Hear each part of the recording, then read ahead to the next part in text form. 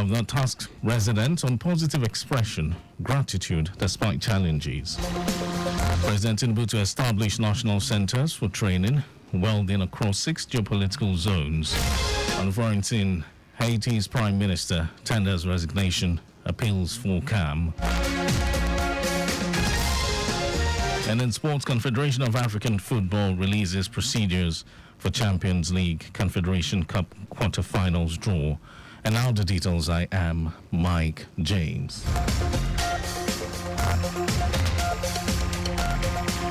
Lagos State Governor Babajide Sanwo-Olu has urged residents, particularly Muslim faithful, to always express positivity and gratitude despite the abounding challenges.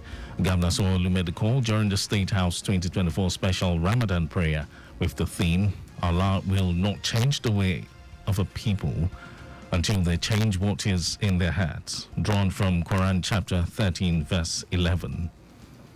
The governor, who reiterated his administration's commitment to alleviate the people's plight, charged religious leaders to implore their congregation support for his Themes Plus agenda, which aims to achieve a greater Lagos for all.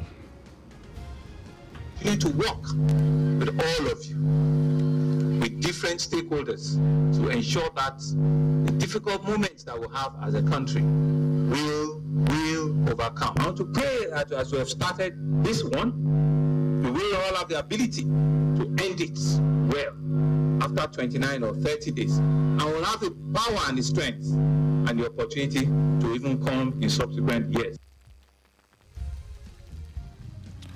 In his welcome address, Commissioner for Home Affairs Ibrahim Layode implored Muslim faithfuls to remember Lagos and Nigeria in their prayers, and that Allah turns around the challenging times facing the country. Layode also urged them to shun practices that will deprive them from the blessings of Ramadan, embrace tolerance and love for all, regardless religion.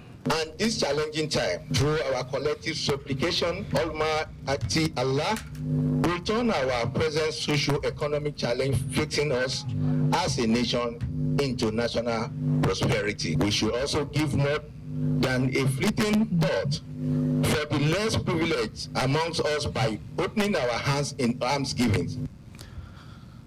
Speaking on the theme for the 2024 Ramadan prayer, Chief Imam of Lagos, Sheikh Sulaiman Abu Nola, noted that the much-needed change that society craves must start from individual attitude and values.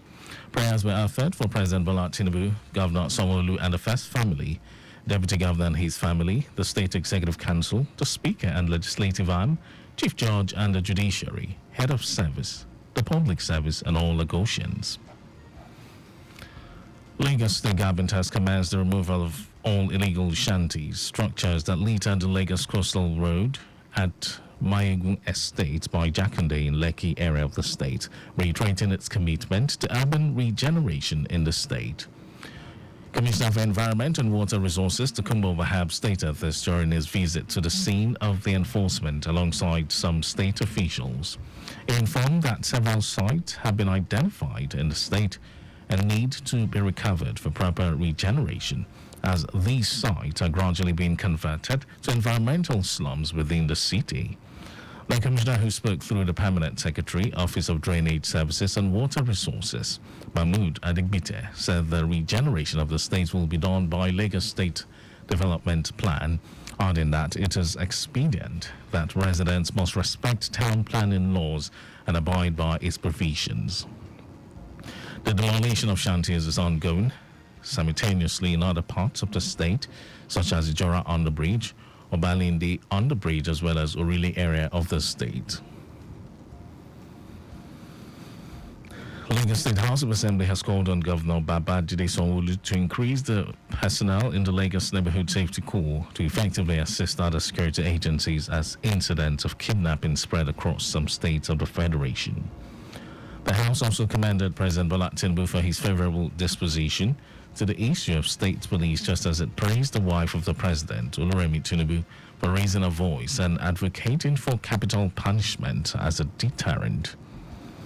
The issue, which was discussed under matter of urgent public importance, followed the recent kidnapping of about 280 children in Kaduna, 102 in Borno and 15 in Sokoto. Noting that the case of the Chibok girls was yet to abate, Speaker of the House, Mudashiru Obasa, said it was very important for every Nigerian to rise up and speak against kidnapping, just as he sympathized with affected states and families of victims. Obasa said it was painful that while parents struggle to send their children to school to seek knowledge, evil people in the name of kidnappers are hell-bent on destroying the future of the children.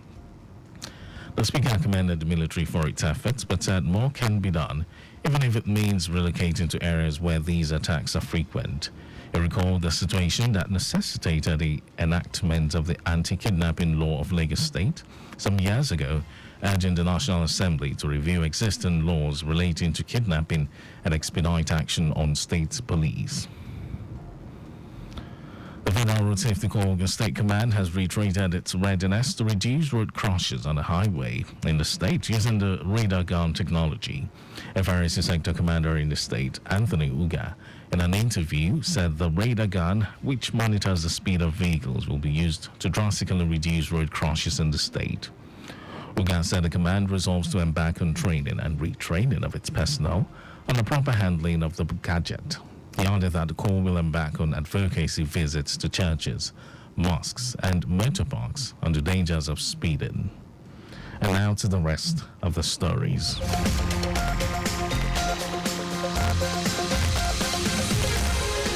President Bola Tinubu says the National Centers for Training and Welding will be established for training and retraining, evaluation and certification of persons in the welding practice across the 6 geopolitical zones of the country. Tinubu said this when he declared open the 2024 Technology and Innovation Expo in Abuja. The president, who was represented by the Secretary to the Government of the Federation, George Akume, directed the Federal Ministry of Finance and National Budget and Economic Planning to provide the required funds for the establishment of the centers. He said welding played a critical role in strengthening Nigeria's economy, promising to promote the application of the national policy on welding and welding-related fields approved by the government in 2022. President Bola Tinubu has reiterated his administration's readiness to implement a comprehensive program to end farmer headers clashes nationwide. Tinubu gave his assurance when he flagged off the food security and agricultural mechanization program in Niger State. A statement by his special advisor on media and publicity, Ajuri Ngelale, revealed that Tinubu also pledged his commitment to ensuring food sufficiency and protecting local industries for sustainable economic growth. Tinubu also urged subnational governments to immediately implement wage awards in their states to ease the burden of citizens till when the minimum wage will be increased. And over to foreign news, Haiti's Prime Minister, Ariel Henry, has tendered his resignation and appealed for calm as the country descends into chaos. Speaking in a video address, the 74-year-old made the announcement following an emergency meeting of regional nations where Caribbean states called for a swift transition. Henry, who has led Haiti unelected since the 2021 assassination of its last president, said his government will resign immediately after the installation of a transition council. He urged Haitians to remain calm and do everything they can for peace and stability to come back as fast as possible. Haiti has been plagued by spiraling violence in recent weeks as armed gangs have taken control, calling for Henry to go.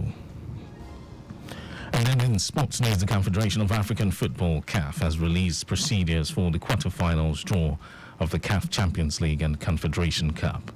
The draw will take place in Cairo, Egypt today at 2 p.m. local time. Nigeria's Rivers United is among the 8 quarterfinalists in the CAF Confederation Cup. According to the regulations, the runners-up shall play the first leg match of the quarterfinals at home. That was our news at 10, but just before we go, always make use of pedestrian bridges where available. You can follow us and like all our various social media platforms, X, formerly Twitter, Traffic Radio 961, Instagram, Lagos Traffic Radio 961. Watch us live on Facebook, Lagos Traffic Radio 96.1 FM, and on YouTube, subscribe and watch all our previous programs and news on our channel, Traffic Radio 961. Did you know that the Sanwo-Olu administration constructed towers with alarm bells and perimeter fences in model colleges? You can always get details on the Lagos State government website. And to end the news, here are the highlights of the major stories. Lagos State Governor Babajide Sanwo-Olu has urged residents, particularly Muslim faithful, to always express positivity and gratitude despite the abounding challenges. President Bola Tinubu said the National Centers for Training and Welding will be established for training and retraining, evaluation and certification of persons in the welding practice across the 6 geopolitical zones of the country. We also told you that Haiti's Prime Minister Ariel Henry has tendered his resignation and appealed for calm as the country descends into chaos. In sports, the Confederation of African Football (CAF) has released procedures for the quarterfinals draw for the CAF Champions League and Confederation Cup. And for contact with the newsroom, send a message to Lagos Traffic Radio at lagosstate.gov.ng. And that ends the news broadcast. It was compiled by Sadiq Yusuf. And my name is Mike James. Good morning.